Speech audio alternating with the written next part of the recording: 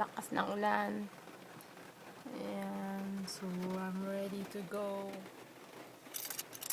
Pasok na ako sa aking work. Ayan, umuulan. Hindi uso ang payong dito sa Amerika. Ayan. Nalabas na ako. Okay, baka mabasa ang aking iPhone. Good day.